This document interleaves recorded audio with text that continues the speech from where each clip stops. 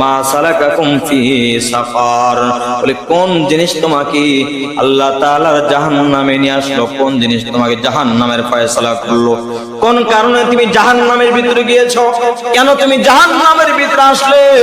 তখন ক্বালু লাম নাকু মিনাল মুসাল্লিন, আল্লাহ তাআলা জাহান্নামী বান্দারা ডাক দিয়ে বলবে লাম নাকু মিনাল মুসাল্লিন, বলে দুনিয়ার ভিতরে আমরা নামাজ আদায় করি নাই, বলে নামাজ আদায় না করার কারণে আজকে আমরা জাহান্নামে চলে এসেছি।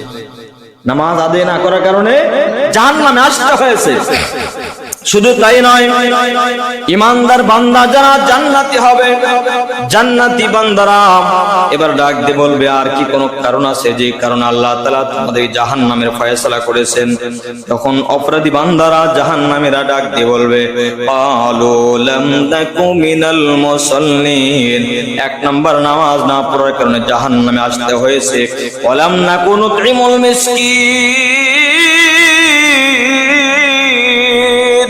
দুই নাম্বার কারণ আল্লাহ তার অপরাধী বান্দা জাহান্নামীরা ডাক দিয়ে বলবে ওয়ালাম নাকু নুতঈমুল মিসকিন, বলে দরিদ্র অসহায় ইতিম যারা ছিল, আমাদের ঘরে অনেক খাবার ছিল, অর্থ সম্পদের কম ছিল না, কিন্তু কোন দরিদ্র অসহায় গরিব তাদেরকে আমরা খাইতে দিই নাই। এই দুইটা কারণে আর একটি কারণ উল্লেখ করেছে কুন্না নাখুদু মাআল খাইদিন, তিন নাম্বার কারণ হলো যারা মিথ্যা বলতো, যারা সমালোচনা করত। কি করত বলেন তো? সমালোচনা করত, মানুষের দোষ চর্চা করত, চাষতলে বসে বসে, দোকানে হোটেলে বসে বসে গল্প গুজব, একজন অপরজনের নিয়ে সমালোচনা করত। আল্লাহ তাআলার ওই সমস্ত জাহান্নামী বান্দারা ডাক দিয়ে বলবে কুন্না নাখুদু মাআল খাইদিন, তিন নাম্বার আমরা দুনিয়ার ভিতরে মানুষের সমালোচনা করতে করে বেড়াতাম। চার নাম্বার কুন্না নুকাযযিবু বিয়াউমিদ্দিন, চার নাম্বার জাহান্নামী বান্দারা বলবে কুন্না নুকাযযিবু বিয়াউমিদ্দিন, চার নম্বরে কিয়ামত দিবস সম্পর্কে আমাদের তেমন বিশ্বাস ছিল না। কি ছিল না বলেন তো? তাহলে এবার জবান খুলে বলেন তো কিয়ামত দিবস আছে না নাই? তো যারা চার নম্বরে আল্লাহ তাআলা বলেন জাহান্নামে যাওয়ার আরেকটি বড় কারণ হলো অকুন্না নুকাযযিবু বিয়াউমিদ্দিন, জাহান্নামীরা বলবে আমরা দুনিয়ার ভিতরে যখন থাকতাম ওই সময় আমরা কিয়ামত দিবসকে অস্বীকার করতাম, কিয়ামত দিবসকে অস্বীকার করতাম। এই দিনকে অস্বীকার করার কোনো সুযোগ নাই, কারণ কিয়ামত ইয়ামুল জাযা, প্রতিদান দিবস আছে না নাই বলেন তো? আছে। আমরা ভালো করি মন্দ করি যেমন কাজই করি না কেন এর একটা হিসাব হবে ময়দানে মাহশরে। চার নাম্বার আল্লাহ তাআলা বলেন ওয়া কুন্না নুকাযযিবু বিয়াউমিদ্দিন,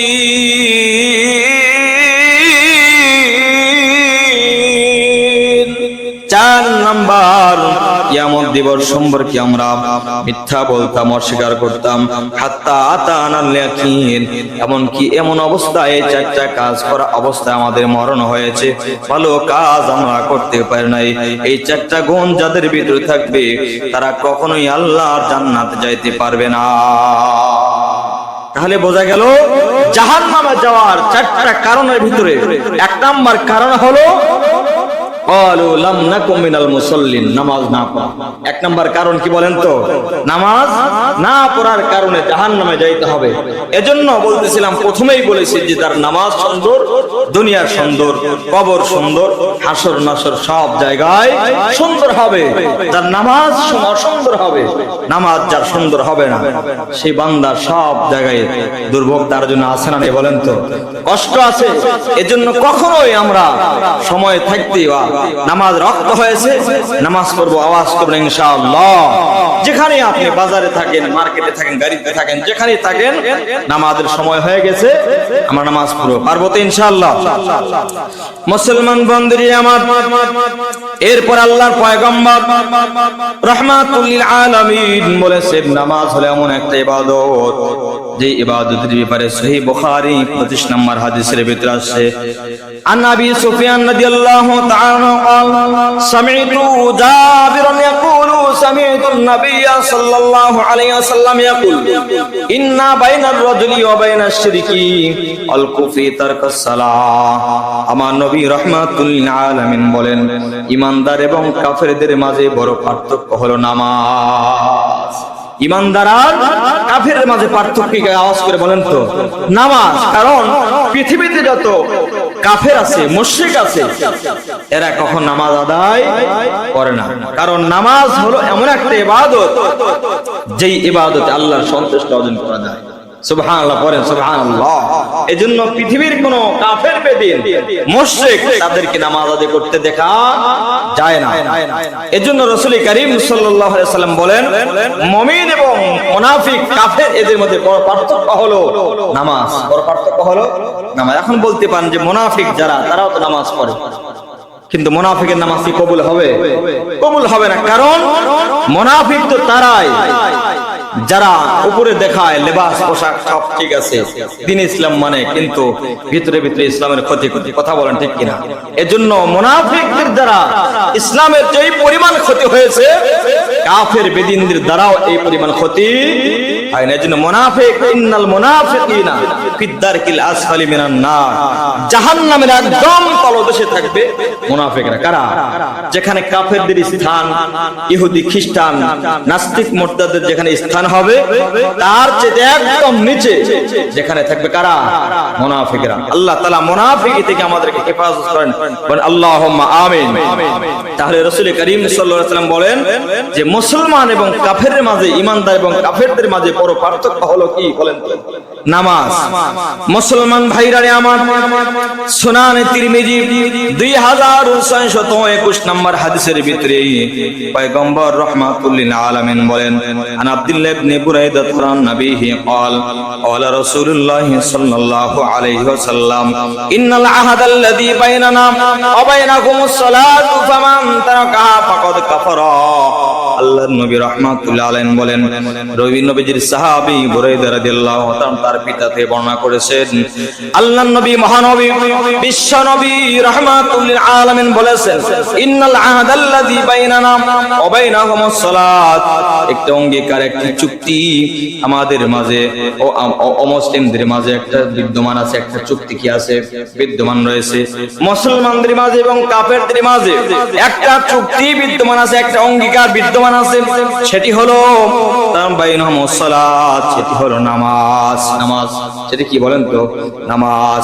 ফামান তারাকাহা ফাকাদ কাফারা, যে ব্যক্তি নামাজ ছেড়ে দিয়েছে সে কুফরি করেছে। নামাজ ছেড়ে দেওয়ার কারণে কি হয়? কুফরি হয়। এজন্য জীবনে কখনো আমরা নামাজ ছাড়বো না ইনশাআল্লাহ। বলেন।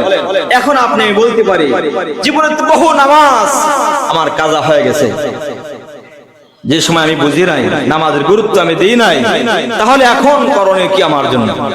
আপনি অতীতের যত নামাজ কাজা হয়ে গেছে, সময় পাইলেন, যেগুলো নামাজের সময়গুলো আছে, সময়ের ভিতরে জীবনে বহু নামাজ, যেন ফজরের নামাজ কাজা করছেন, তাহলে জীবনে যে কোনো সময় একটা নামাজ পড়লেন যে আল্লাহ জীবনে বহু নামাজ ছেড়ে দিয়েছি, তার ভিতরে একদিনের ফজরের নামাজের কাজা আদায় করতেছে।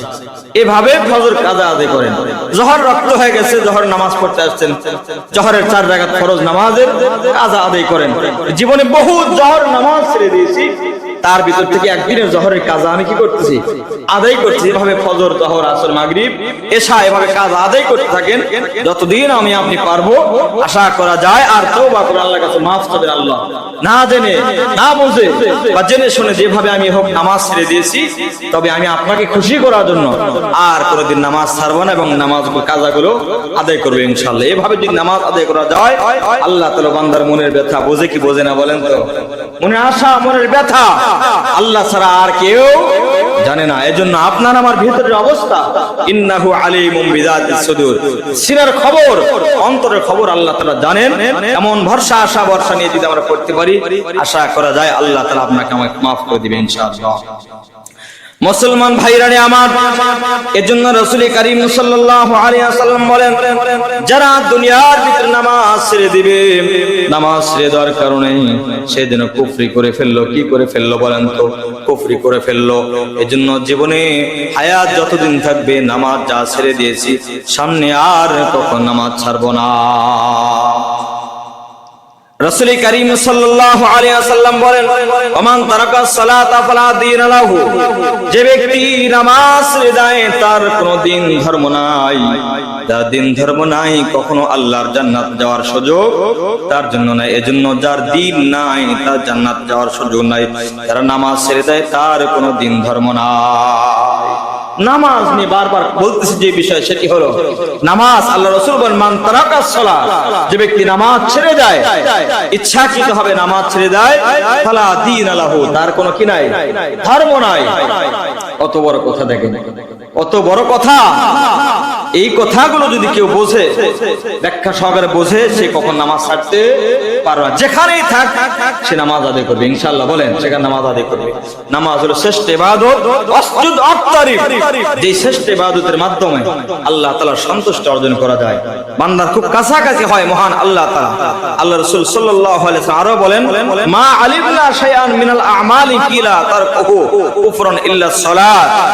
রাসূল করিম সাল্লাল্লাহু আলাইহি ওয়াসাল্লামের সাহাবীগণ যত অন্যায় কাজ তারা দেখতো, তারা কখনো মনে করতো না কুফরি হয়ে গেছে, কিন্তু যখন নামাজ ছেড়ে দিত, তারা স্পষ্ট ভাষায় বলতো তাকে, তুমি কুফরি করে ফেলেছো, নামাজ ছেড়ে দিয়েছো মানে কি করেছো, কুফরি করে ফেলেছো। সুতরাং এমন বান্দার সঙ্গে সাহাবা একরাম কি করতেন না, বন্ধুত্ব করতেন না। এজন্য নামাজি বান্দা যারা, অবশ্যই তাদেরকে চিন্তা করতে হবে যে নামাজি বান্দার সম্পর্ক হবে একজন নামাজির সাথে। সুবহানাল্লাহ পড়েন, সুবহানাল্লাহ। মুসলমান বন্ধুরে আমার, আল্লাহ রাসূল সাল্লাল্লাহু আলাইহি ওয়াসাল্লাম হাদিসের ভিতরে বলেন, লা ঈমান লিমান লা সালাত লাহু ওয়ালা সালাত লিমান লা ওযু লাহু, যার ওযু হয় না তার কখন নামাজ হবে না। ওযু ছাড়া কি নামাজ হয় বলেন তো? যার ওযু হবে না তার নামাজ হবে না। লা ঈমান লিমান লা সালাত লাহু, আর যার নামাজ নাই তার ঈমান কখনো পরিপূর্ণ হবে না। ওযু ছাড়া যেমন কি হয় না, নামাজ হয় না, নামাজ ছাড়া কখনো মুমিন হইতে পারে না। আপনি বলতে পারে আমি ইমানদার, আমি মুসলমান, খতনা করছি, কথা বলেন ঠিক কিনা? তুমি মুসলমান, দাড়ি আছে, টুপি আছে, জুব্বা আছে, কিন্তু নামাজ পড়ে না। আল্লাহ রাসূল বলেন, লা ঈমান লিমান লা সালাত লাহু, যার নামাজ নাই তার ঈমান নাই। কার কথা বলেন তো? রাসূলের কথা। যার নামাজ নাই তার কি নাই, ঈমান নাই। স্পষ্ট কথা। ওযু ছাড়া যেমন নামাজ হয় না, নামাজ ছাড়া ঈমান কখনো পরিপূর্ণ হয় না। এজন্য আমরা নামাজ পড়ব ইনশাআল্লাহ। বলেন ইনশাআল্লাহ। কারণ নামাজ বেনামাজ অবস্থায়, নামাজহীন অবস্থায় যদি মৃত্যু হয়ে যায়, জান্নাতে যাওয়ার সুযোগ আছে? ধরেন কথার কথা, আমি জোহরের নামাজ পড়ি নাই, কিন্তু জোহরের নামাজ না পড়ার কারণে যদি এই অবস্থাতে আমার মরণ হয়ে যায়, তাহলে বেনামাজ অবস্থা আপনার আমার মরণ হলো, এটা কখনো ভালো মওত হইতে পারে না। কিন্তু ফজর নামাজ পড়েছে, হাদিস শরীফের ভিতরে আসছে, কেউ যখন এক ওয়াক্ত নামাজ পড়ে, ফজরের নামাজ পড়ে, অথবা কেউ যখন ফজর নামাজ ছেড়ে দেয়, ফজরের নামাজ ছেড়ে দেয়, তখন ফজর নামাজ ছেড়ে দেওয়ার কারণে জোহর পর্যন্ত ওই বান্দার ভিতরে মুসিবত আসে, জোহর পর্যন্ত আল্লাহ নারাজ হয়, অসন্তুষ্ট হয়। এমন সময় ভিতরে যদি বান্দার মরণ হয়, ওটা কখনো ভালো মওত হইতে পারে না। মুসলমান বন্ধুরে আমার, এজন্য রাহমাতুল লিল আলামিন বলেন, বেনামাজির শাস্তির ব্যাপারে পয়গম্বর রাহমাতুল লিল আলামিন হাদিস শরীফের ভিতরে বলেছেন, যার নামাজ নাই তার ঈমান নাই, আর যার ওযু নাই তার নামাজ হবে না। যেমন ওযু ছাড়া নামাজ হয় না, সেরকম ভাবে নামাজ ছাড়া কখনো ঈমানদার দাবি করলেও ঈমানদার হওয়া যায় না।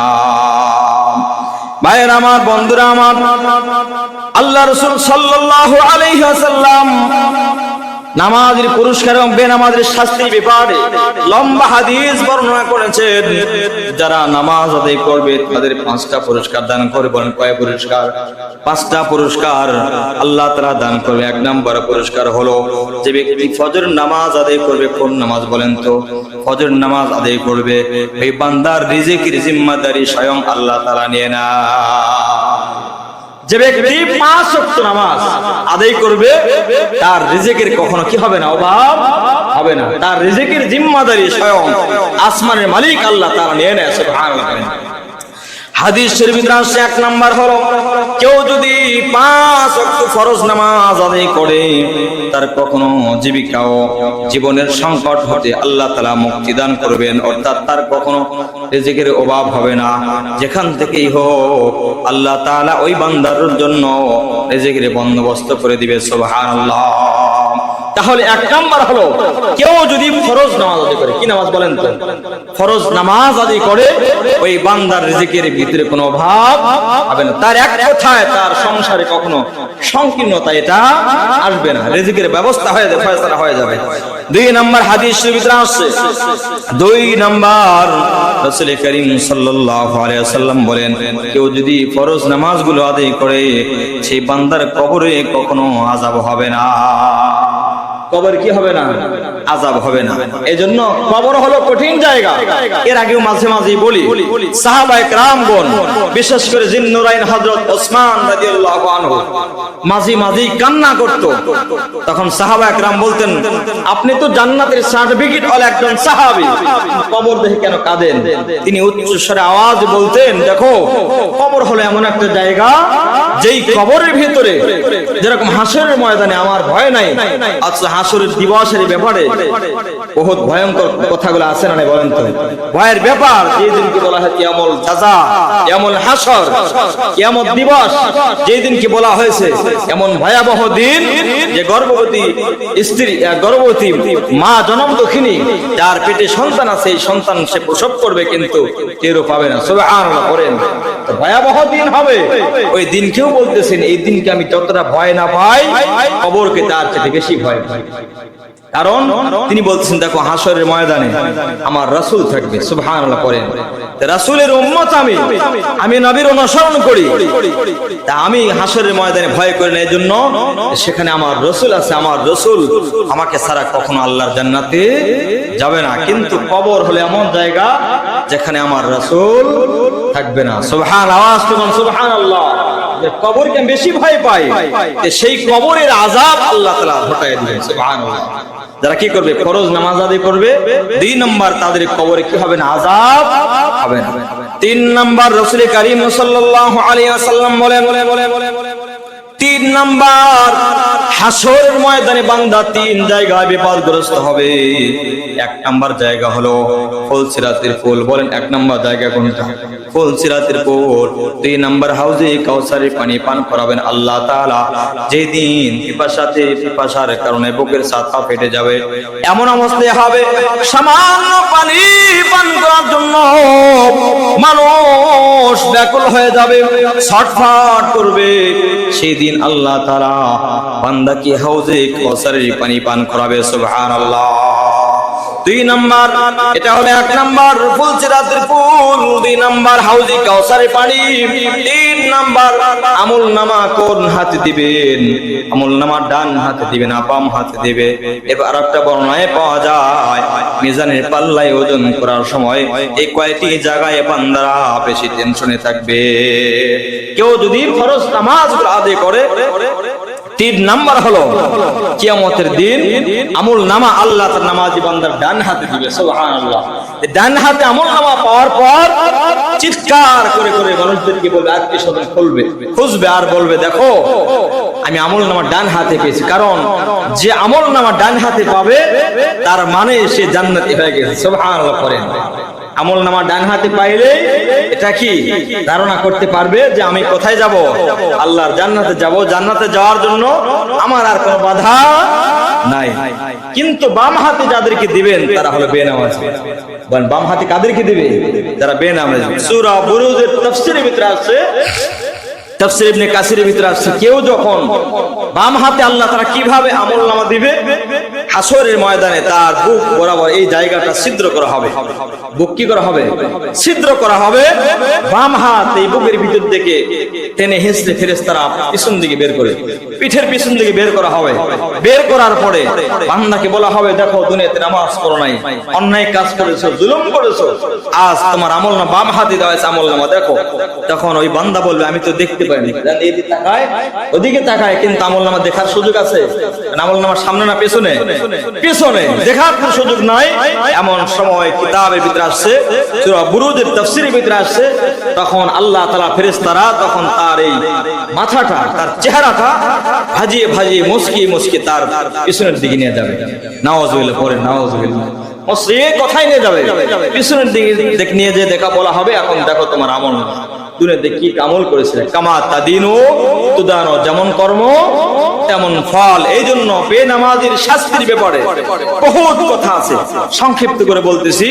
তাহলে বলেন তো, যারা নামাজ পড়বে আমল নামা কোন হাতে দিবেন আল্লাহ তাআলা? ডান হাতে দিবেন। জন্য নামাজ আমরা ছাড়বো না, আওয়াজ করে বলেন ইনশাআল্লাহ। তাহলে 3 নাম্বার হলো নামাজি বান্দাদেরকে আল্লাহ তাআলা আমল নামা দিবে কোন হাতে? ডান হাতে। আর বেনামাজি যারা, তাদের কোন হাতে? বাম হাতে।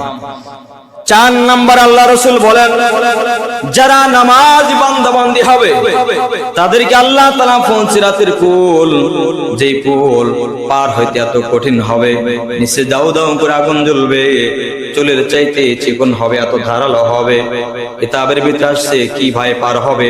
30,000 বছর রাস্তা, এমন রাস্তা কিভাবে পার হবে?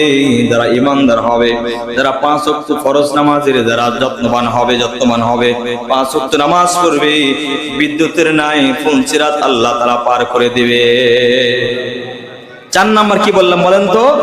সিরাতের পুল, যেটা বড় ভয়ঙ্কর একটা বিষয়, সেটা আল্লাহ তাআলা বিদ্যুতের নাই, চোখের পলক, আরেক বর্ণনায় পাওয়া যায় চক্ষু বন্ধ করে খুলতে যতটুকু সময় লাগে, ঈমানদার বান্দারা মাত্র সিরাতের ওখানে দাঁড়াবে, দাঁড়ানোর সাথে সাথে আল্লাহ তাআলা চক্ষু বন্ধ করে যেমন খুলতে যতটুকু সময় লাগে, এই সময়ের ভিতরে আল্লাহ তাআলা 30,000 বছরের রাস্তা আল্লাহ তাআলা পার করে দিবে। সুবহানাল্লাহ বলেন। এটা কাদের জন্য বলেন তো? যারা নামাজি বান্দা হবে, আর যারা বেনামাজি হবে তাদের অবস্থা সেখানে কি হবে? এজন্য নামাজ পড়েন। নামাজই পারে একমাত্র জিনা, ব্যভিচার, সুদ, ঘুষ, হারাম থেকে আপনাকে ফিরাবে ইনশাআল্লাহ। এজন্য নামাজটা সুন্দর করেন। আস্তে আস্তে আপনি যেগুলো খারাপ কাজ করতেছিলেন, গুনাহের কাজ করতেছিলেন, নামাজটা সুন্দর হওয়ার কারণে আল্লাহ তাআলা আপনাকে খারাপ কাজ থেকে ফিরাবে ইনশাআল্লাহ। ইন্নাস সালাতা তানহা আনিল ফাহশাই ওয়াল মুনকারি ওয়াল বাগই। ইন্নাস সালাতা তানহা আনিল ফাহশাই ওয়াল মুনকার। নামাজ হলো এমন একটা ইবাদত যেটা বান্দাকে সমস্ত ফাহিশা কাজ, খারাপ কাজ থেকে হেফাজত করে, সুবহানাল্লাহ, বিরত রাখে। এজন্য নামাজটা সুন্দর করেন। আশা করা যায় সব জায়গায় কবর, হাসর, নাসর, ফুলসিরাত, মিজান, সব জায়গায় গুলো কি হবে? সুন্দর হবে ইনশাআল্লাহ। কয় নাম্বার গেল? 4 নাম্বার। নামাজি বান্দার 4 নাম্বার পুরস্কার, ফুলসিরাতের পুল আল্লাহ তাআলা বিদ্যুতের নাই কি করে দিবেন? পার করে দিবেন। 5 নাম্বার, বিনা হিসাবে আল্লাহ তাআলা জান্নাত দান করবেন। সুবহানাল্লাহ। একটা আওয়াজ করে বলেন না সুবহানাল্লাহ। তার কোনো হিসাব নাই। নামাজি বান্দার কি হিসাব হবে? কেন নামাজ পড়েছো? এক কথাই বলি, আল্লাহ আপনার ভয়ে নামাজ পড়েছি, আপনাকে খুশি করার জন্য নামাজ পড়েছি। যে আল্লাহকে ভয় করে নামাজ পড়বে, আল্লাহ তাআলা যেমন হাসিল করার জন্য নামাজ পড়বে, তার কোনো ভয় আছে? আল্লাহ তাআলা বলবেন যাও, তোমাকে বিনা হিসাবে, তার হিসাবই হবে, বিনা হিসাবে জান্নাতে চলে যাও। সুবহানাল্লাহ। নামাজি বান্দাবান্দি কিছু ভুল করতে পারে, কিন্তু আল্লাহ তাআলা ওই নামাজ 5 ওয়াক্ত নামাজের পাবন্দি করার কারণে আল্লাহ তাআলা সেই অপরাধগুলো ক্ষমা করে দিবে। সুবহানাল্লাহ করেন। ওই অপরাধগুলো ক্ষমা করে আল্লাহ তাআলা বলেন যা, তোর হিসাব দেওয়া লাগবে না, জান্নাতে চলে যা। সুবহানাল্লাহ। লম্বা হাদিস। এরপরে বেনামাজের জন্য 15টি শাস্তি আছে। কয়টি বলেন তো? 15টি শাস্তি আছে। আজকে হবে না, আগামী জুমায় ইনশাআল্লাহ আলোচনা করব যে নামাজ না পড়ার কারণে যে 15টি শাস্তি হবে। এর ভিতরে বহুত বড় বড় যে শাস্তির কথা আসছে, আগামী জুমায় লম্বা আলোচনা, আগামী জুমায় ইনশাআল্লাহ হাদিসের বাকি অংশগুলো আপনাদের সামনে আলোচনা করব ইনশাআল্লাহ। আল্লাহ তাআলা আমাদেরকে 5 ওয়াক্ত নামাজ বা জামাত আল্লাহ তাআলা পাবন্দির সাথে পড়ার তৌফিক দান করুন। আল্লাহুম্মা আমিন। আর আওয়াজ করুন আল্লাহুম্মা আমিন। আল্লাহুম্মা আমিন। এই কথাটা যদি মন থেকে বলেন, তাহলে ভালো কাজের জন্য কেউ যদি নিয়ত করে, আপনি হয়তো এখন নিয়ত করছেন 5 ওয়াক্ত নামাজ পড়ব, আসর নামাজের আগেই যদি আপনার মরণ হয়, ওই আসর নামাজের সওয়াবটাও আল্লাহ তাআলা আপনাকে দান করে মওত দিবে। সুবহানাল্লাহ করে যদি নিয়ত করেন আল্লাহ জীবন নামাজ ছাড়ব না, এই কথার বড়াল থেকে যদি নামাজ স্টার্টিং শুরু করে দেন, স্টার্ট দিয়ে দিয়েছেন, নামাজ শুরু করে দিয়েছেন, তাহলে এমন সময় বান্দা নামাজ পড়লে যেরকম সওয়াব পাইতো, যে ফজিলত অর্জন হতো, এই নিয়ত করার কারণে বান্দাকে আল্লাহ তাআলা সেই ফজিলত দান করবে। সুবহানাল্লাহ করে